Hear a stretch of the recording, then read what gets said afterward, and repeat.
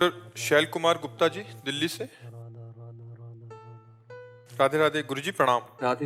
महाराज जी, क्या ऐसा तरीका है कि आध्यात्मिक और आर्थिक दोनों उन्नति साथ साथ हो? बहुत जोर का तरीका है।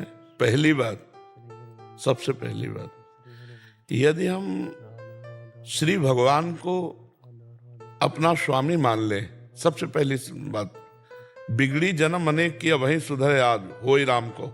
पहली बात, मैं प्रभु का हूं, ऐसा मानते हैं आप? क्योंकि हम हैं ममैवांशो जीवलोके जीव होता सनातना, मैं सनातन भगवान का अंश हूं। ठीक है। अब दूसरी बात, जितना आपको दिया श्री भगवान ने दिया है, ये बात मानते हैं आप? आपका शरीर, आपको पत्नी, आपको पुत्र, आपको जो भी प्रॉपर्टी, जो भी संबंध, वो भगवान ने दिया है। ठीक है। अब उसके पोषण के लिए आपको नवीन कर्म करने हैं, नौकरी है, व्यापार है, कृषक किसानी है, जो भी करना है। अब भगवान के परिवार के पोषण के लिए भगवान की दी हुई बुद्धि बल के द्वारा हम धर्मयुक्त धन कमाएं और अपने परिवार का पोषण करें और नाम जप करें, बहुत आराम से भगवत प्राप्ति हो जाएगी। धन कमाने के लिए कहीं रोका थोड़ी गया है, लेकिन अधर्मयुक्त धन नहीं।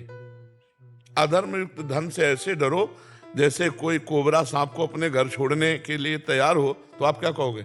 नहीं नहीं भाई, नहीं, बिल्कुल नहीं। ऐसे 50 लाख क्यों न मिल रहे हो 5 मिनट में, वो कोबरा सांप किससे भी ज्यादा विष है और वो आपके घर में जाकर आतंक फैला देगा, वो जरूर नाश का कार्य करेगा। अधर्म का धन नहीं, मेहनत की कमाई से परिवार का पोषण करो और जब कमा रहे हो तब नाम जप करते रहो, राधा राधा राधा।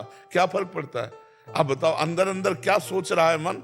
सोचता रहता ना हर समय। अगर उस समय हम राधा राधा सोच रहे हैं और बाहरी काम कर रहे हैं तो हमारे को क्या परेशानी हो जाएगी? तो शॉर्टकट में जो धन कमाने का तरीका है, इसमें न फंसे। जो लोग नहीं कहते शॉर्टकट से जल्दी धन, गलत आचरणों के द्वारा धन कमाया हुआ कभी सुख शांति ये नहीं प्रदान कर सकता। मेहनत के द्वारा कमाया हुआ पैसा अपने परिवार को सुख प्रदान करने के लिए जो हम मेहनत कर रहे हैं, वो हमारी पूजा है और नाम जप कर रहे हैं, इससे भगवत प्राप्ति हो जाएगी। आप कभी आरती ना उठाओ, कभी पूजा ना करो, लेकिन सब में भगवान का भाव देखने की कोशिश करो।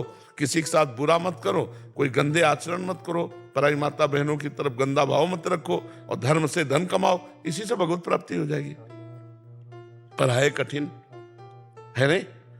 हमें यही समझना है, शास्त्र प्रमाणित बात, धर्म के बाद अर्थ है, अर्थ के बाद कामनाओं की पूर्ति है और कामनाओं की पूर्ति के बाद मोक्ष है। धर्म, अर्थ, काम, मोक्ष। यदि हम धर्म से धन नहीं कमाएंगे तो हमारी कभी कामनाओं की पूर्ति नहीं हो सकती, अशांति दुख फैल ही जाएगा। इसलिए धर्म पूर्वक धन कमाओ और नाम जप करो, भगवत प्राप्ति हो जाएगी, पक्का लिखित कह रहे।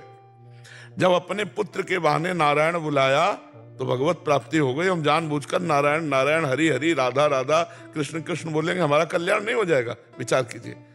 इसलिए नाम जप अवश्य होना चाहिए और हमारे द्वारा पापाचरण नहीं होना चाहिए। पापाचरण मुक्त और नाम जप और मेहनत की कमाई से परिवार का पोषण, तो निश्चित भगवत प्राप्ति है। लेकिन प्रायः ऐसा भ्रम हो जाता है कि रुपया से सुख शांति मिलती है, ऐसा लोगों को भ्रम है। धर्म से सुख शांति मिलती है, रुपया तो अशांति और दुख पैदा करने के लिए आता है। इसलिए नाम जप न भूलो और धर्म से मेहनत करके धन कमाओ। तो कोई भगवान ने रोका थोड़ी कि धन कमाने के लिए कोई परेशानी, रोका नहीं। भगवान ने तो बनाया ही है, ये भगवान का ही तो बनाया हुआ पूरा जगत है।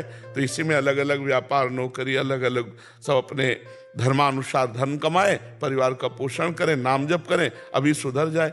ये जो नशा करते हैं, व्यभिचार करते हैं, गंदे आचरण करते हैं, घूस लेते हैं, पापाचरण करते हैं, दोषियों को दंड ना देकर निर्दोष को दंड देते हैं, दोषियों को मुक्त कर देते हैं, यही हमारे समाज में सब गड़बड़ हो रहा है।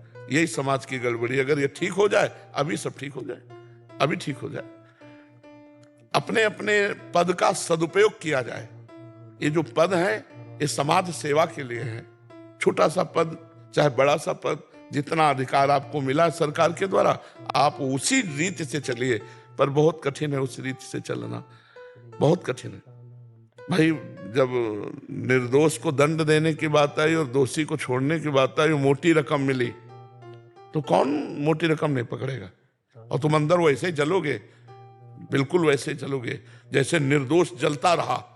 और तुम दोषी को मुक्त कर दिए, वैसे तुम्हें दंड देगा ऊपर जो शासक बैठा हुआ है, सबका मालिक, वो पक्का। इसलिए हम कहते हैं डरो अधर्म के धन से ना भैया, ना ये छूना नहीं चाहिए।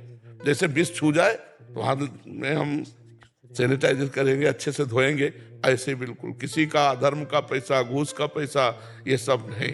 तो मेहनत से कमाओ, धन के लिए थोड़ी मना है। क्यों भाई? पर जी अधर्म आचरण करने पे एक उत्साह सा क्यों बना रहता है कि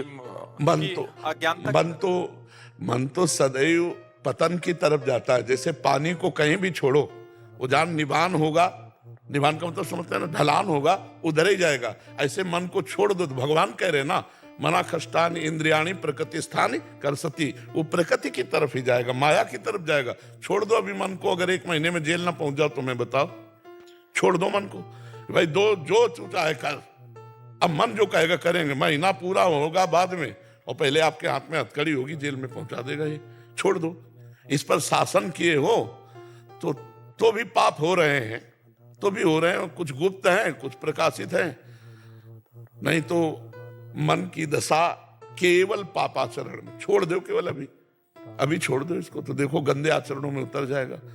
अगर कानून का डर ना हो, भगवान का डर ना हो, समाज का डर ना हो, ईश्वर गुरु संत शास्त्रों का डर ना हो, तो देख लो पापाचरण कितनी जोर का करता है। जैसे पानी को कहीं भी छोड़ो वो नीचे ही जाएगा, ऐसे मन को छोड़ देने पर वो अधोगति को ले जाएगा। जैसे पानी को ऊपर चढ़ाने के लिए यंत्र की आवश्यकता है नहीं, ऐसे ही मन को ऊर्ध्व गति देने के लिए मंत्र की आवश्यकता है। आप नाम जप कीजिए, मंत्र जप कीजिए, आपका मन उत्तम की तरफ जाएगा, पवित्र की तरफ जाएगा, धर्म की तरफ जाएगा। छोड़ दोगे अधर्म की तरफ चला जाएगा। महाराज जी, इनका एक और प्रश्न का एक और अर्थ निकल रहा था। ये कह रहे हैं कि आध्यात्मिक और आर्थिक दोनों उन्नति नाम जप से सहज है। हाँ, अगर केवल नाम जप के लिए बैठ जाओ, केवल नाम जप के लिए मैं कुछ नहीं करूंगा, आज से नाम जप करूंगा, हटना नहीं, परीक्षा होगी तुम्हारी, हटना नहीं। और फिर आप देख लो, जितना आप सोचे उससे अधिक धन न मिल जाए तो बताना। जितना सोचे हो उससे अधिक धन मिल जाएगा। कितने लोग परिवार में होगे तुम? कितने होगे? 6 लोग। 6 लोग। यहाँ 600 का बाल भोग, 600 का राजभोग, 600 का शयन भोग। और अगर परिवार की बोले तो 10,000 में है? सब ऐसे हैं, मंजन से लेकर के शयन, खान पान सब व्यवस्था, और किसी से ऐसे नहीं। ये उदाहरण हम इसलिए दे रहे हैं कि नाम जब से सब हो सकता है क्या? तो हम और क्या करते हैं? फावड़ा तो चलाते नहीं ना, मांगते नहीं, अपने आप सब चल रहा है, भगवान की कृपा से चल रहा है। नाम जप में कितनी सामर्थ्य, क्या ये हमारा जीवन भर नाम जप का फल है? ये तो पापियों के पास भी है जो गड़ासा चलाते हैं। ये ब्याज है, मूल तो तुम हमारा धन देख ही नहीं सकते हो। मूल धन तो देख नहीं सकते, ब्याज को देख लो कि एक परिवार होता है 10-20 लोगों का, पूरे पालन पोषण करने के लिए चिंता होती, चाहे जितना बड़ा धनी हो। यहाँ निश्चिंत है, निर्भय है। तो इसलिए अगर आप कर्तव्य कर्म करते हैं और नाम जप करते हैं, ये बहुत अच्छा है, क्योंकि आप कोई विरक्त नहीं है, आप गृहस्थ हैं। हम विरक्त हैं, हमारा एक ही कर्तव्य कर्म है, रात दिन केवल भगवान का भजन करना। तो उससे सब पूर्ति हो रही कि नहीं हो रही? और ये इतना नहीं है, ये इतना मत मान लेना कि इतना वैभव, चुट्टू पुट्टू माया का वैभव। हमारे लाडली लाल पूरा निकुंज भगवान को मर के बरकर वैभव तो बहुत बड़ा। नाम जप करने वाले को जो मिलता है वो निहाल हो जाता है। कबीरा सब जग निर्धना, धनवंता नहीं कोई, धनवंता सोई जानिए जाके राम नाम धन होए। जो भगवान नाम जप कर रहा वही धनी है। समझ पाए आप भाई?